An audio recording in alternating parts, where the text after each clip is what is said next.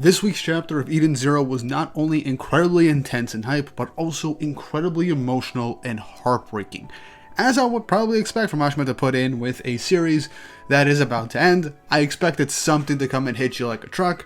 This chapter, not what I expected, but I honestly kind of love it. It also ties in a loose thread that I think we all kind of forgot about. That was nearly 80 chapters ago. And I like the clarification for this big mystery that was actually still left unanswered. And with 3 chapters left for Eden Zero, there's still enough of this to really get things done. So there's still things that I want to see happen in the series. And I see the next at least 2 chapters being the full-on conclusion of what's going on with this final arc, with the last chapter being the epilogue. At least that's my general impression on things. But yeah, we're in the home stretch. And I am honestly frightfully excited for this series' conclusion.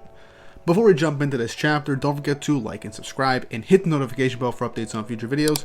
Really helps, and it shows you guys enjoy the content I'm making on the channel and shows you want to see more.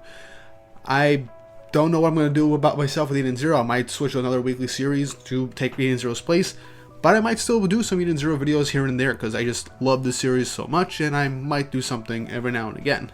Hopefully. But with that out of the way, let's jump right into this chapter. Chapter 290 of Eden Zero, titled The Girl Who Ate Through Time, with the cover image being Homura and Valkyrie. Now, something I didn't mention in the last 2 review videos was that from a fairy tale that I've noticed, and now going on in Eden Zero, Mashima tends to do a last message towards the end of a series by placing them in the cover images, and the last few were A, R, and R-I, and now this one is G-A, so it's very clear that this is going to be spelled out to be the Japanese word for thank you, arigato. So that is going to be very nice to see when it actually comes out and we all put it together. It's a very nice message. Mashima thanking us for reading his series. But this chapter starts off directly from last week, where we get to see Earth and the Moon intact, with Ziggy staring down at it, stating that the Earth resumed its original form and the chronophage has disappeared. But he then goes on to state the obvious, with Happy finishing the sentence, Shiki is gone. And they have no idea where he is, as everyone is just incredibly distraught. As Rebecca states Shiki's name, she gets an influx of pain as from her legs, from her ether gear, dark ether spikes in the same color and shading as the chronophage, as Rebecca's not even sure what's going on herself, as it's beginning to overtake her, giving her an immense amount of pain, with Pino registering an abnormal amount of ether as it breaks through Rebecca's ship, blowing Happy and Pino away, as Rebecca is just standing there in the wreckage of the ship, as Ziggy notices the giant form of energy, with Rebecca being slowly engulfed by this bizarre energy that is beginning to surround her. Quick thing is Happy going to die? Because they are in the vacuum of space and Happy's not an android in this universe. So I feel like this is a bit of a continuity thing. I'm going to let it slide, but I have no idea what they're doing with this. I think Mashima might have forgotten that Happy isn't a robot in this instance, but we'll see. I have no idea.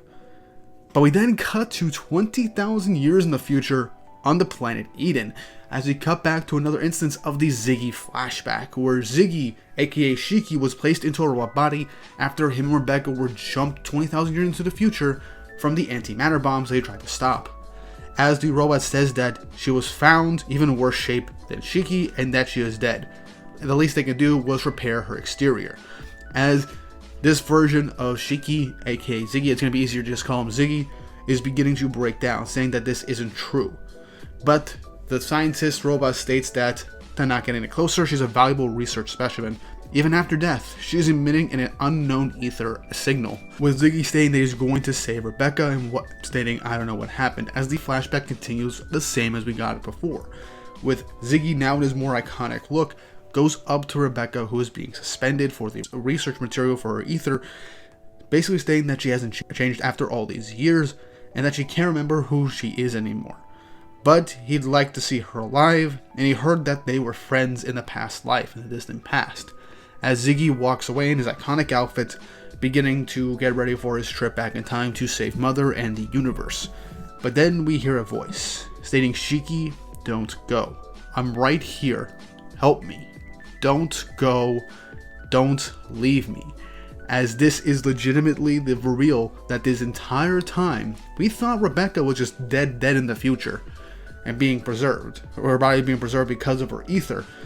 But no, despite her technically being dead, I can only assume it is her ether being stuck in her body. She is still alive in there. She's still conscious of everything going on, and she doesn't want to be left alone. As we continue with the flashback with Ziggy getting the Eden Zero to travel back in time. But in that instance, as Ziggy is starting to leave and travel back in time, Rebecca ends up stating, "Don't leave me here alone," calling out for Shiki, telling him to stop. As then, the same thing that happened with Rebecca right now in the present is happening to this past version of Rebecca, as seemingly based off it, her body is dissipating and transforming from her ether into what is soon to be called the chronophage, as she bursts out of the laboratory and begins to grab onto the Eden Zero where Ziggy is.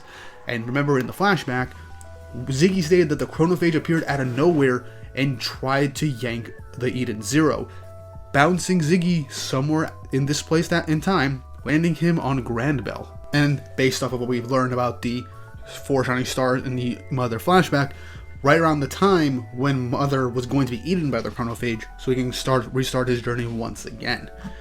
And yeah, this happened again, as chronophage Rebecca was also teleported back in time with Ziggy.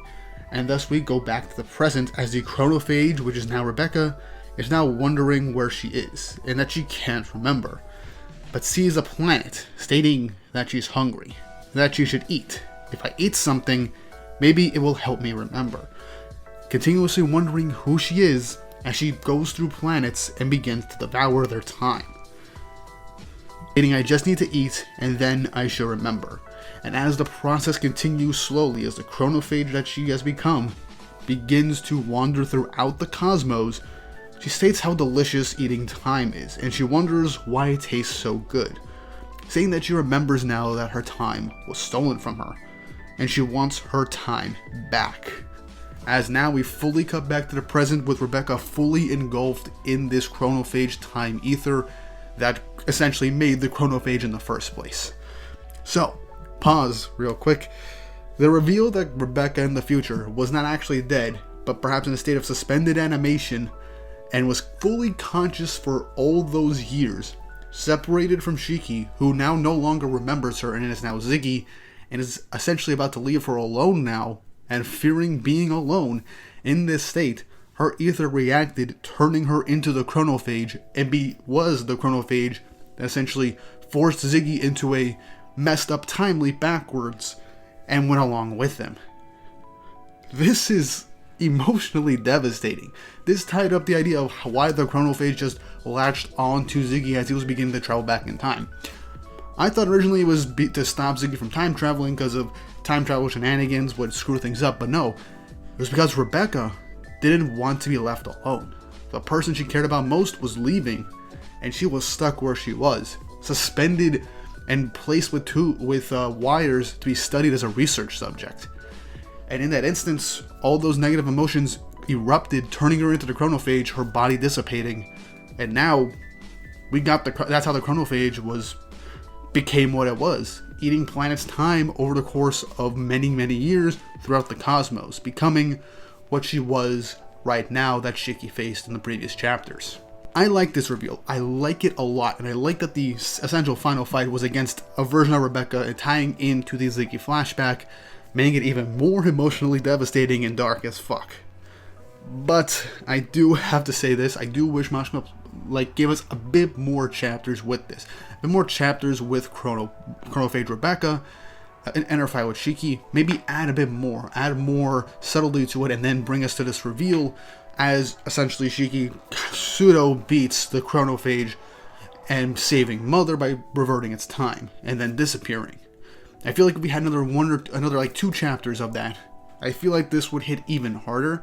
But even then, this reveal is insane, and I love it. I love it. Mashima has not lost his touch when it comes to making things incredibly messed up and heartbreaking for our characters, and I have no words outside of praise for this, and I just wish we had more time with it. But yeah, Back in the present, Rebecca is fully engulfed in the chronophage's time ether, as this is a sick-ass design. I love it. It looks really cool, and a tragic villain is always going to be something that I do love. But yeah, as the ether is spiking and surrounding Rebecca, Ziggy does grab Happy and Pino as they're wondering what's going on. Rebecca then shines with an immense amount of ether as they begin to see something, as they're wondering and realize that the chronophage must have taken over Rebecca, and they're wondering what's happening to her. Ziggy states that they have to get the hell out of there, but Pino scans Rebecca and notices it's 10 to the 72nd joules of power, the same amount of power that the chronophage was going to use to make another Big Bang to erase the universe and make a new one. As Ziggy states this verbatim, that she's probably trying to destroy the universe, as Happy in tears just wants to see Rebecca again.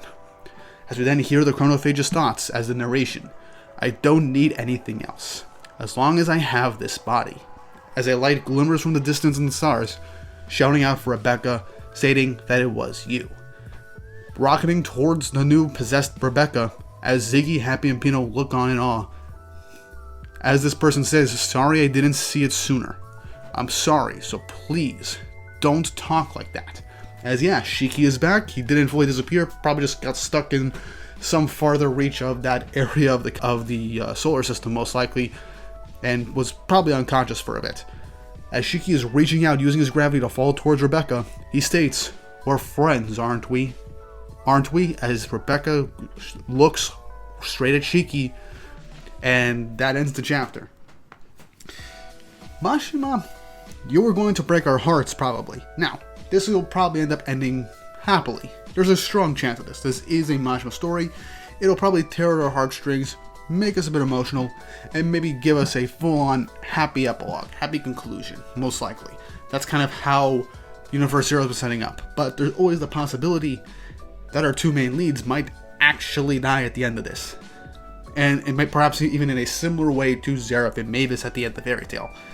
I will die on the hill that Zeref's end was well done, well written, and well executed, and I feel like Mashima's might be going a similar route with this, and that would be insane. Now, I don't think it'll be with our Shiki and Rebecca. The possibility is very likely, but it could be future Rebecca and future Shiki, aka Ziggy, actually fully dying at the end of this, essentially content with their lives as they're finally fully reunited. I do expect a love confession, hopefully, within the next two to three chapters. We might get one last one last quick fight, but most likely it'll be an emotional, heartstringing moment between these characters, and maybe some resolution with the future Rebecca as she realizes who she used to be, who Ziggy is, and perhaps some reconciliation. Rebecca's new design is really, really cool with this chronophage takeover, and I want to see at least a quick instance of a fight with it, but we have no idea. There's 3 chapters left. Eden Zero is literally at the home stretch, and it's about to end, and I have no idea how Mashima is going to resolve this instance, because this is at least a 5-chapter thing that we can do. But I do see this whole confrontation and reveal finishing in the next 2 chapters, with the last chapter being an epilogue. Probably going to be an extended chapter, most likely. But yeah, again, another intense and big chapter for Eden Zero as we reach the end.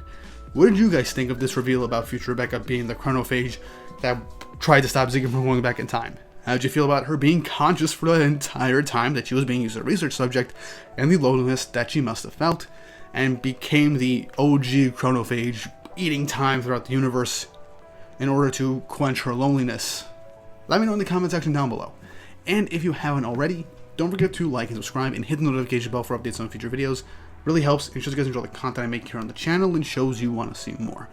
It's going to be sad when Eden Zero does end up finishing, but I'll try and do some content for it, and I might even do another weekly series in place of it if I'm able to. But we just gotta wait and see.